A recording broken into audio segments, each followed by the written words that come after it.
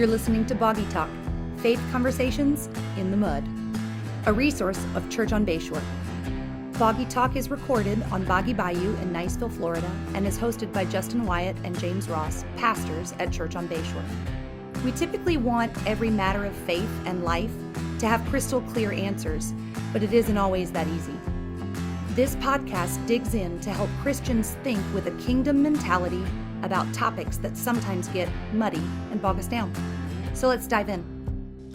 Hey, and welcome to Boggy Talk. So thankful that you've joined us for this new series we are beginning today. But before we get into that, I want to say hey to the folks I've got here with me. First, we've got James Ross, lead pastor here at Church on Bayshore. How you doing, man? I am great. Great. Yeah. How come you didn't say I was faithful today? I decided to change things up. It's a new season. It's a new series. But you are faithful. Oh, now it's just implied. Thank you now, so much. If you ever stop being, I'll be like, here's my unfaithful host. But also today, we're so excited to have joining us the very right Reverend Bob Calhoun. Bob. Hey. Yes, and Bob is new here to the Church on Bayshore family as our senior adult minister. So did I say that right? Yes. Okay, yes. good. Because I think we've changed that title a few times. It's had different iterations. So That's it. I just want to make sure I get it right. So how you doing, man? It is so good to be here.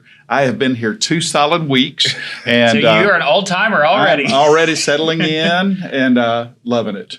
Awesome. So you also just had your first Easter here as a Niceville resident, which is pretty cool. And since Easter's already passed, I'm celebrating with a Christmas mug now, also because it's what was clean in our break room. So, So, hey, how's the settling in going? How's Niceville?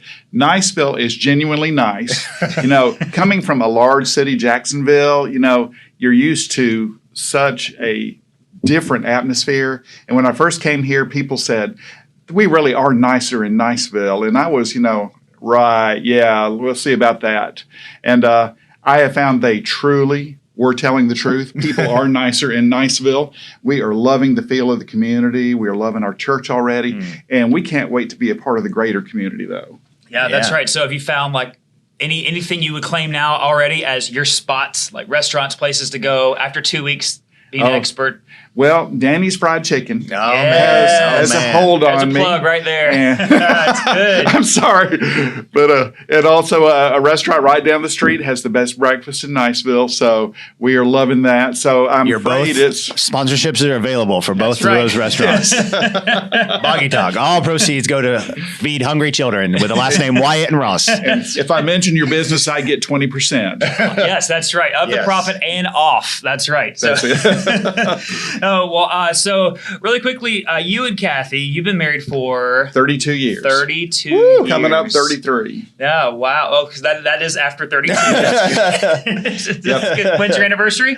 It's going to be on May 14th. Oh, wow. Yeah, just a soon. little over a month away. Well, I always laugh that was Bastille Day, so sometimes we thought that was very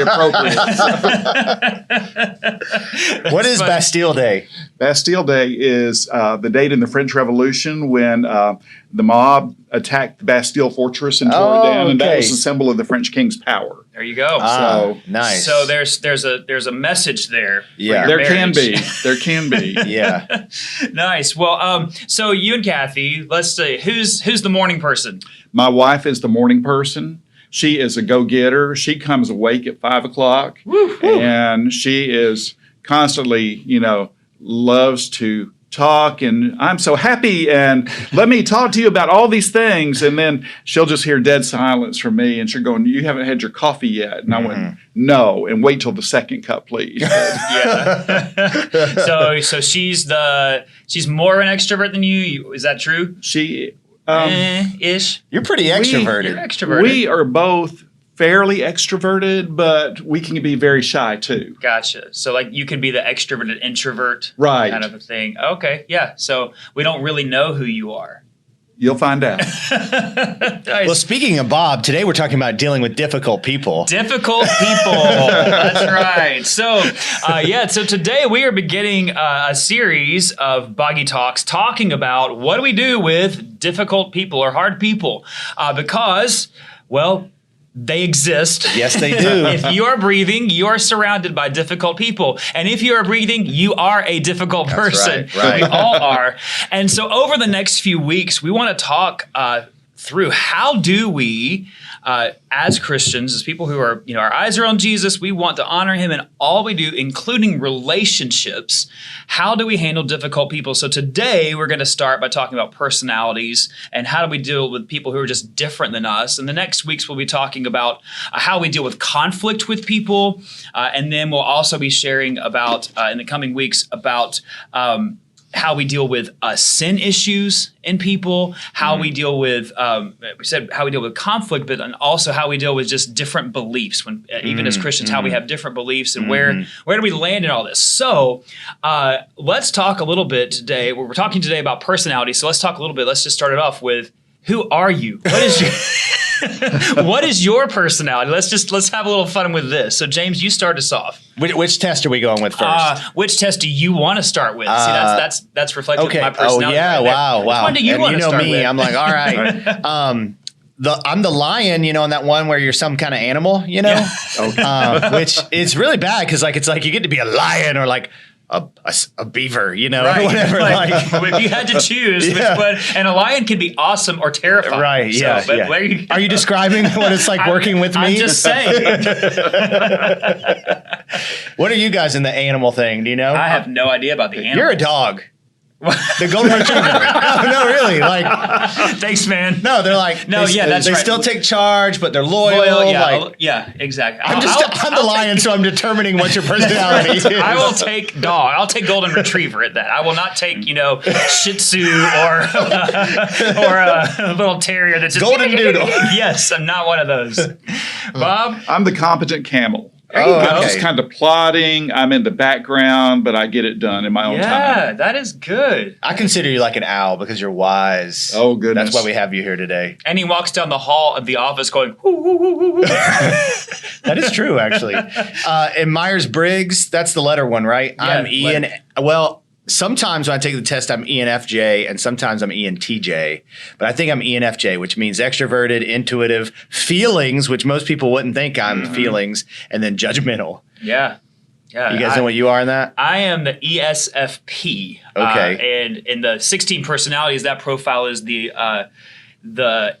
what is it? I forgot. The campaigner. The one who's just out there who can rally people. And so, extroverted, kind of can feel things out, and a P, very adaptive. Like when things don't go according to plan, I'm like, that's okay. Let's make it better.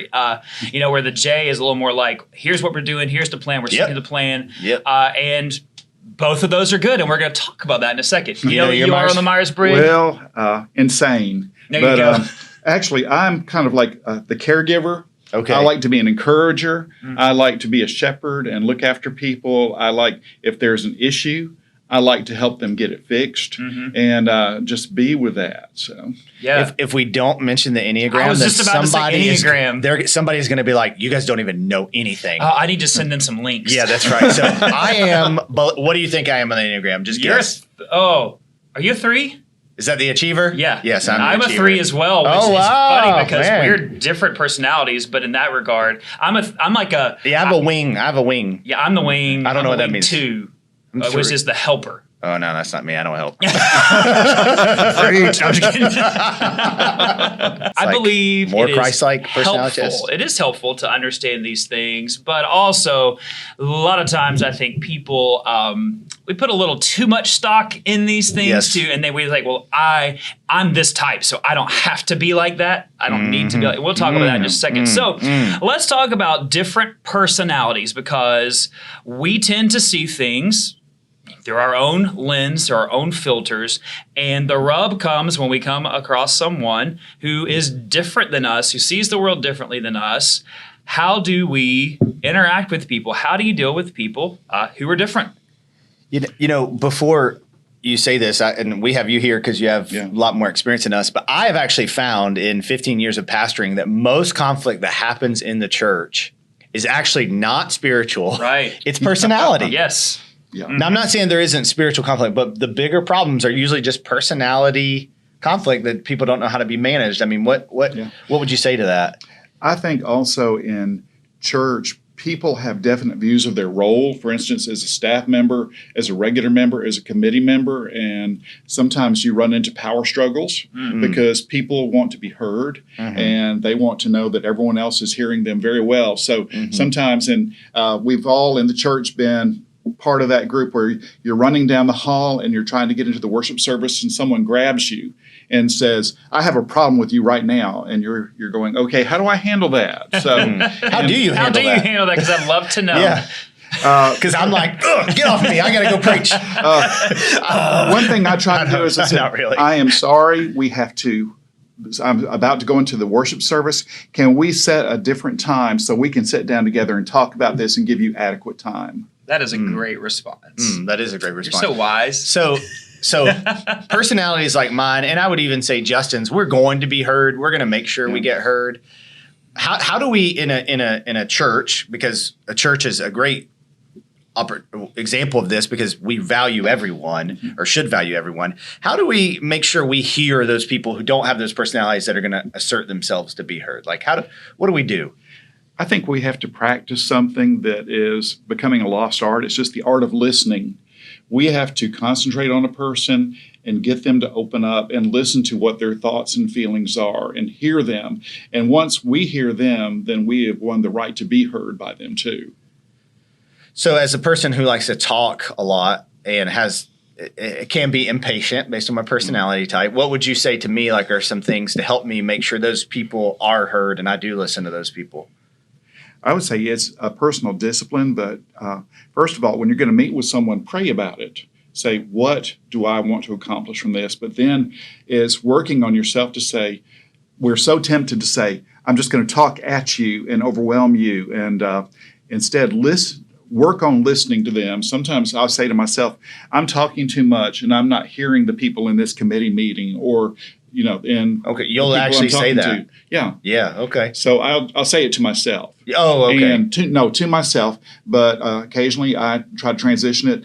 I have talked a lot. What do you have to say to me? I would like to hear what you have to say to me, and grant them time, and focus on them. Make eye contact. Don't be looking at your watch or your cell phone or something like that. But let them know that they are the most important person with you right now. Just kidding. James just looked at his watch intentionally right there for those of you who are listening. Yeah. So as you're making space for people to be heard, also just in a group, whether it's a group of friends or a family, what do you do with the people who? It's not necessarily a character issue. It's just something about them that rubs your personality, the wrong way. How do you respond? I think, first of all, realize that. Think about them. Yes. Why do they rub me the wrong way? Yeah, that's good because I think people don't ask that. Why? What is our problem? And realize they might be more like the director. They are used to being in control. So coming to them, how do they receive communication? For instance, I'm a chatterer. I will just chatter at you all day and waste your time. And when I'm working with someone like my lion, he doesn't want to hear all of my chatter. He wants to hear me giving him the facts and figures that he needs to do his job. So I will try to keep it short and to the point to help him out. And that's a good point because I think being aware of your own personality and the people you're in community with helps you not be offended because you could, without maturity, say, well, James just doesn't care about me because he doesn't care about that came from a real deep place, Justin. Just say, lots of practice. Don't just say, but you really could, but he does. Yeah. It's just he's going to express it differently than how you would receive it. And it's the same way in marriage. It's the same way in friendships. It's the same way in family dynamics is that we have these ways that we communicate and we have to first recognize our way of communicating and receiving it, we default to thinking everyone else should be the same. I know. Right. And so we judge them by our standards, and then we get offended because they haven't done something or met an expectation that we have. And that's our own deficiency, not theirs. Right. Agree? Disagree? Agreed. You can disagree. It's okay. No, I completely agree. And the thing is, if there are issues going on, don't be afraid to sit down with the person and be encouraging, but to say, I'm trying to receive this from you, but I'm kind of coming across this. Can you help me out? And let's talk some more. Help me help you is what you're saying. Help me help you. So on this, and I don't mean to hijack this to you guys just to give me therapy the whole time, but like one of the things. Tell us how you really feel. One of the things I really struggle with is I always tell people when they come on our staff or wherever, like I'm aggressive. So like you're going to know how I feel. Like it's going to be very clear. But there are people who like legitimately, they won't say what they think. They won't say what they feel. And like even in church, like you find out 2 years later, like they were upset about something you did 2 years ago or said 2 years ago. And you're like, gosh, just tell me, like I'll work on that. And Christy, my wife, just say what you think and I'll deal with it, So like, what do I do? Because there are people who that's not who they are. Like they internalize, it's going to take time. Right.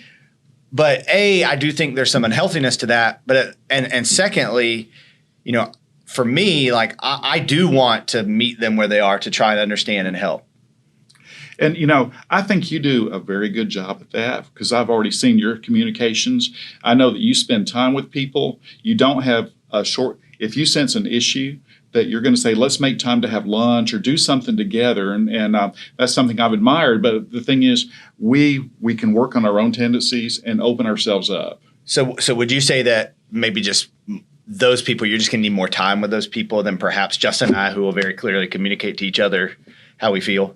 Maybe allow them time if you sense there's a problem. Okay. And, and I hate to say it, but as you realize your personality, look at their personality too and say, how can I best communicate to them? And the thing is, I to them. How can I help them? So be passive aggressive is what No. you're saying? No. Passive aggressive just means you always go, yeah, and then just not do it and be mad about it. Right. Yeah.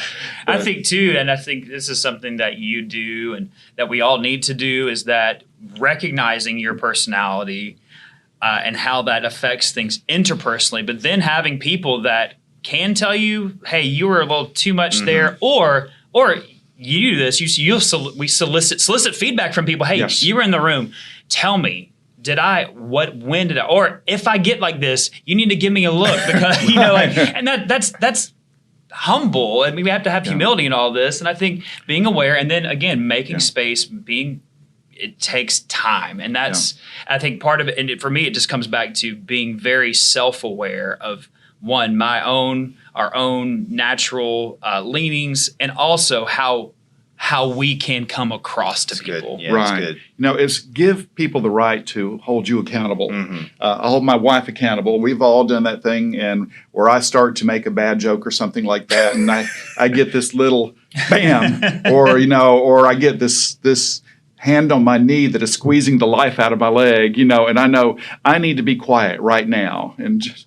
So, but there are people in the church. I've already given some folks in the senior adult ministry the right to say, talk to me honestly, what you think, give me feedback. But then I have to put on my big boy pants and be prepared to get the feedback and to process it, to realize they're here to help me, and I'm not going to sulk about it just because they might not agree with me. That's good. So let's talk about how different personalities can help each other. Because I think, we talk, the Bible teaches the body of Christ that everyone has a role. And I think different personalities are a picture of that, not just, the gifts of the Spirit and ways that people can serve and how there's different roles, but really even different personalities, the way God's created us. Some people would say they have multiple personalities, but how our differing personalities really help strengthen us, that they strengthen relationships. Let's talk about how can we strengthen each other with different personalities? I go to the Bible. It says we are all members of the body. The hand needs the eye, needs the foot, and James is the head. And I look at myself as somewhere, one of the hands, something like that, just to work with him. He's the leader, but I'm here to help do what he sees as the right thing to do. That's good. I think, it's like a team. Like if I'm leading worship, like if we have a Sunday where it just comes together, a lot of times people will say, well, they'll say it to me, like it's this. And I'm like, it is a team effort. I mean, it is everybody up there leading well. And that's exactly right. And that's talking about serving. And I think when we talk about personalities, it's that, we need each other to sound Jerry Maguire, to complete each other, but to complement each other. And I think back to you had me at hello, John. well, thanks, man. You had me at hey and welcome to Boggy Talk. That's right. I think of somebody that I worked with a long time ago. He said he was telling the story when he and his wife met, how when they met, one of the things that he loved about her was that he was a very just regimented, like type A personality. And he just loved that when he was around her, he just felt carefree because she had this way with people that everyone just loved her. Everyone would go to her and talk to her and share with her. And that she just loved when she was with him, he was just so decisive and just had a plan, and that wasn't her. Well, then they got married and the things that attracted them to each other began to be the things that drove them crazy because he so has a plan became, well, he's so controlling and he just wants everything to be this way. And then it became, well, she just never wants to make a decision. And so those are our personalities, those things can drive us crazy about each other, but, and then they come center and realize, hey, this is your gift. This is your wiring. This is your wiring. And that's why we're together in this relationship. And that same principle applies in friendships, in family, in life groups, community groups, in a staff and work environments that we don't want everyone to be just like us. No. So how have you experienced this, good or bad, or go ahead. In my marriage, sometimes my wife and I have talked, and we have talked about, I wish we were a little more opposite because, yes, we have some differences, but we were both brought up in families where children were seen and not heard. The parents were the absolute authority. They didn't ask your opinion, and we both learned to hide our anger, hide our fears. And I hope my mother-in-law is not listening to this. And she's probably not. And but she's so proud of you. She probably is. To go on our way, and there was a lot of hidden anger, and it was buried. Now, when we got married, I thought, this is so great. We look at everything the same way. But then when we were living together, we did not know how to have conflict, how to share things. I remember the first time my wife said, I'm going to put up curtains on my windows. And I said, my windows? They're my windows. And she went, they're our windows, dear. And so we had to kind of get used to dealing with each other. But our first year of marriage, if we were upset, I would go out and clean the pool. And no, we weren't rich. We just had an old pool. And then she would go pick up sticks in the front yard, and we would never talk. We would just stay out and do something till we calmed down. But as the longer we've been married, the more we realize we have to talk. If something is upsetting us, we have to communicate and don't just go off and hide, but we have each given each other a voice. And then Kathy started making them fight a lot, so Bob would do more around the house. Now I know how to get the man to work. That's right. Now listen, this is for the men. Find out what your wife needs around the house. I was single till I was 35. So I was always used to doing my own housework. I was used to doing my own cooking. So when we married, we blended that in. I still cook for her on weekdays and stuff like that, and finding things to complement each other because we are a team. Yeah, that's awesome. So in this, when we talk about different working, being around different personalities and different people, I think for me too, it's something like trying to assess what are people's strengths. And realizing that's what they bring to the table. And I need to lean into their strengths because as an Enneagram 3, the achiever, I can sinfully think I need to be good at everything. Oh yeah. And truth be told, I can't. So I can't be good at everything. So I need to assess it, but also to say, what do I bring to the table? And I think, I'll use our staff team as an example, at the pastoral level, and then Steve, our administrator, Michael, who's our pastor of discipleship and families, and James and Steve, they're all very organized, like I'm really decisive. I'm really not that organized. Come across about, but they have plans, they're methodical, and I can be that, but I don't naturally do that. And so I could think, we can also think, well, they're just better at that. Well, they may be. I need to lean into that. Michael and Steve definitely are. They are, absolutely. There's like no they question. just are decisive. I mean, they're both gifted organizationally, administratively. But I can say there's something I bring to the table too. I'm thinking creatively. I'm thinking about how this is going to land, how this is going to communicate, how this is going to feel to the church body. And that's needed. And so I think it's recognizing, like, what do other people bring to the table? What do I bring to the table? And God, how do you make all this work? And just say, like, God, and just recognizing that. I was thinking about this the other day because I do feel like we're in a situation where, because of God's grace, I'm able to lean into my strengths more, which is for the good of our church, for the good of our body. And, when that's happening in my family too. However, that doesn't mean that anything is beneath me. Right. And then also doesn't mean that I won't have to do things that are outside of my strength from time to time.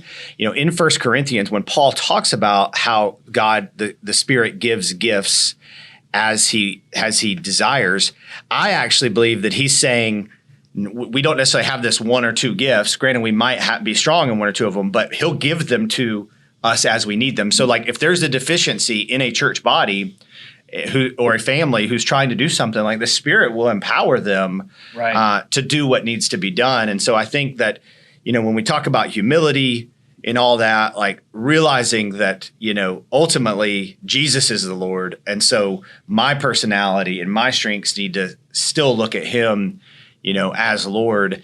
And so if there's something about me then that I like, or I think is awesome, or I am, that isn't in line with him, then that thing needs to change. Right. That's very good. I think something that I've seen happen, and I've probably done myself, is that we can, the more we know about our personalities, the more we can use them as excuses too. And I think that's the I don't want to say dangerous side, because that sounds like I'm overstating it, but I really think that we need to be aware that deadly. That's just a deadly mistake. 3 deadly things your personality will tell you. It's like clickbait article. I think, like, we can use our personality as a cop-out for sin and say things like, well, I'm just that way. That's just my personality. And like you're saying, like, nothing's beneath us. Like, just because I'm an extrovert doesn't mean that I have the right to be overly boisterous or blunt with people, when the Bible commands me also to be gentle. So I can't just say, well, I'm just an extrovert, that's how I'm going to be. Well, I might need to change because that's not acceptable with any other area of sin. And if it's related to our personality, or you wouldn't tell someone, hey, I'm not a confrontational person, so I'm not going to confront them. That's just not my personality. Well, the Bible commands us as believers to, admonish each other, to exhort each other, and to challenge sin. And we can't just say, well, that's just not my personality. So, Bob, you have a lot of experience in ministry and with people. So I want you to speak to that, and also just share, like, hey, what are some things that you got a bunch of notes there. I know. I'm looking at that thinking, what can I steal? No, I'm just kidding. What can I read to sound really wise? But really, I want you to share from your experience, and obviously informed by the truth of Scripture. What have you seen about that, and what are your guiding principles as you're working with people? Well, realize first, conflict is inevitable. In marriage, conflict is inevitable. In real life, conflict is inevitable. In the workplace, conflict is inevitable. But what do we do about that, especially in light of a time that seems to glorify conflict? People watch TV and they want to watch people fight. We want to see people get in a fight on the playing fields. We watch parents. That's why social media was invented, right? Right. And social media has made this much, much worse, because now people have anonymity and they can say whatever they want and no one can find them and beat them up.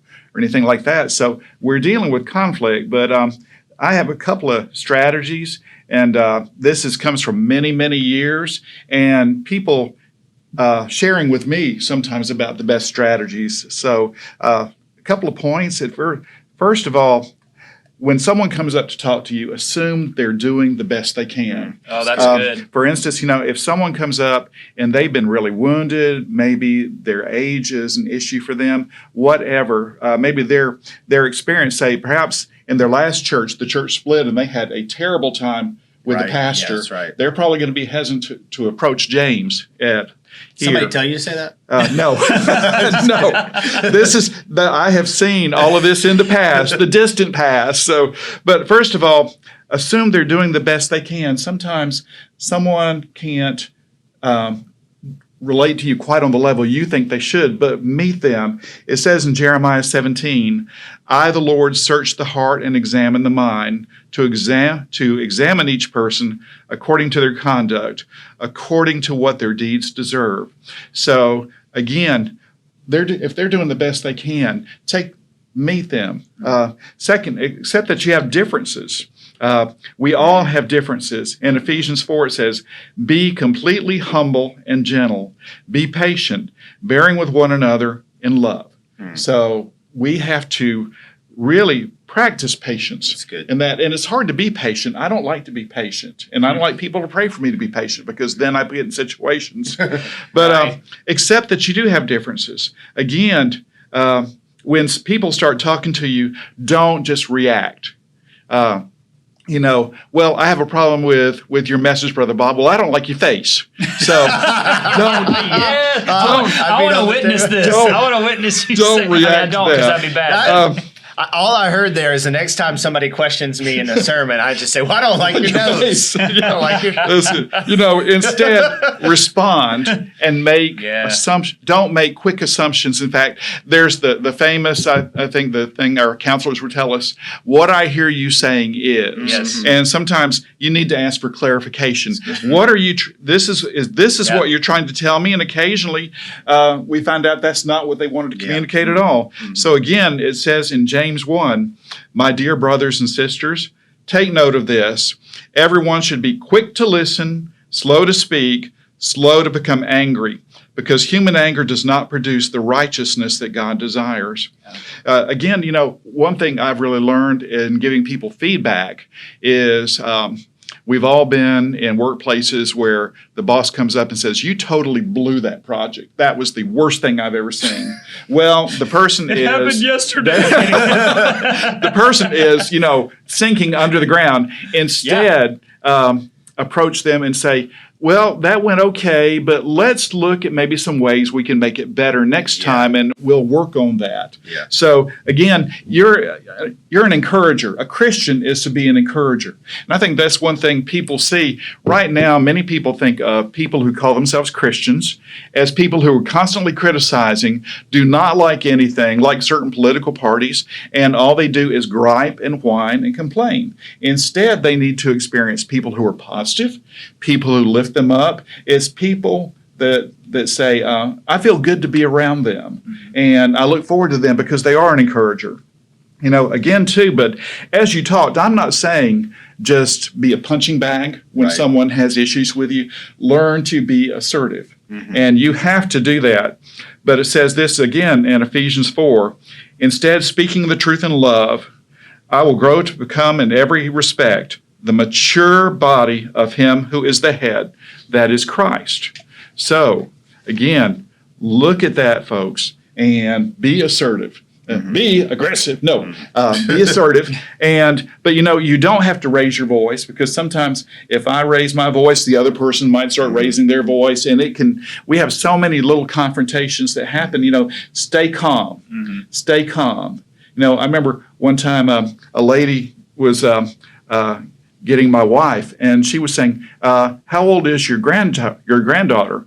And that was our daughter. Oh, okay. And and my wife just smiled and said, that's my daughter. And the lady just looked at her and said, really?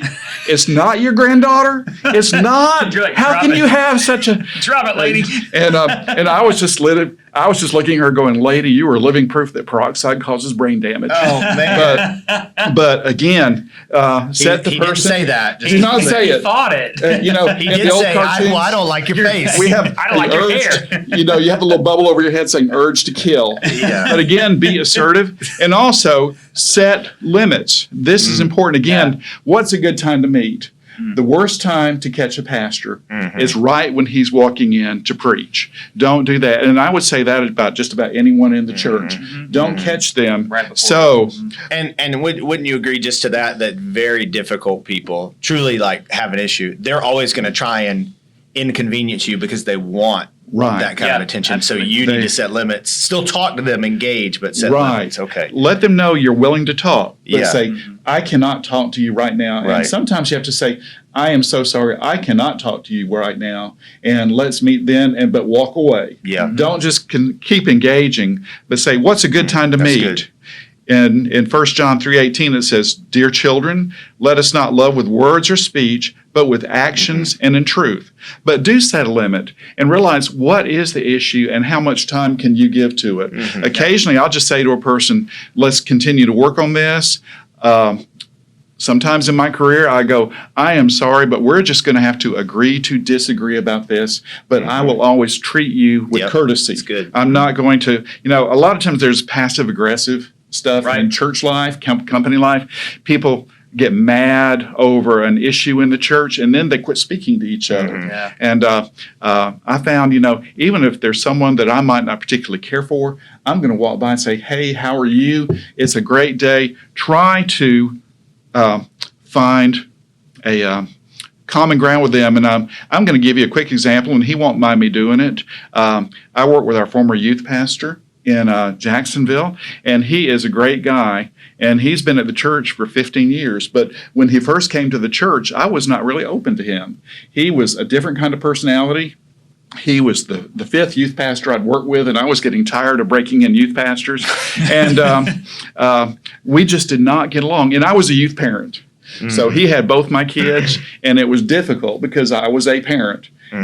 But one day I said to him, we were having a kind of a heated discussion, and I said, you and I are really good guys. We're going to work this out, and we're going to work on it. And we began to do that, and God didn't change him. He changed me.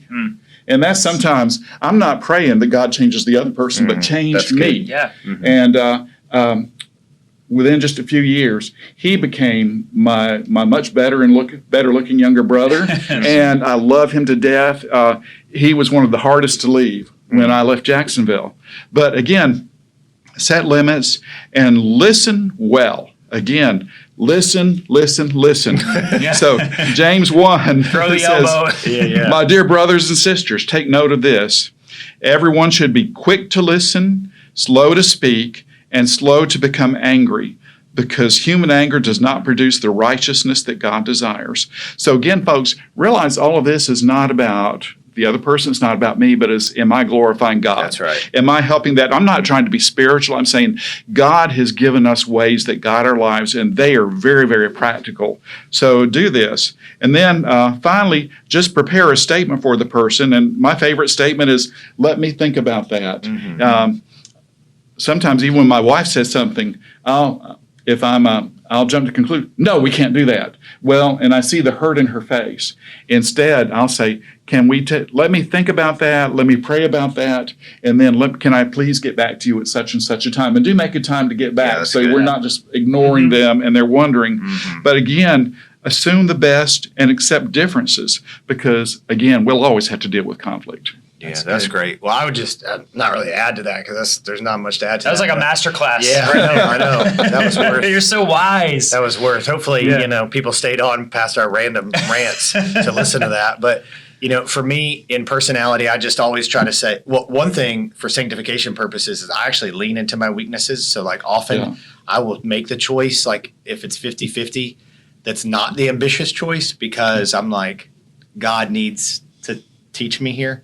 So but I would say like in relationships, like I try to say, okay, I'm supposed to, according to the word, to consider the interest of others more significant than myself. Yeah. And so like I need to try and meet them where they are personality. Mm-hmm. But I do think, and I have this in Justin, and I think I have this to a degree in my wife, and I have this in some other guys who have a similar personality to me, people who I can just be myself. Mm-hmm. Like, and I've said to you before, like, I know I shouldn't necessarily say it that bluntly, in any situation, but can I just, you know, and it's not that I'm like, this is an excuse to be mean. It's just like, I like to this is my personality. Can I have a few people who I can just be me around? Yeah, I think especially as a role as a pastor, like you don't have that freedom all the time, just to like let your guard down and just be because parts of our personality don't need to be able to step outside, so we do need those people. Absolutely. Yeah. And again, as in marriage and human society, 2 most important words in the world,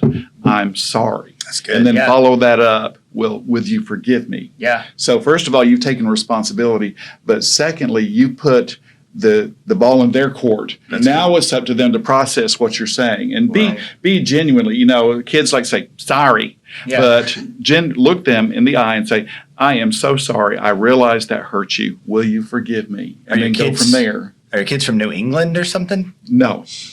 Sorry. No, my daughter never says that. She just gives me this icy cold stare and just looks at me and she can reduce me to a pile of tears. So I'm going, I get that. oh, my child is mad at me. And I don't want and she is a strong personality. Mm-hmm. So we deal with that.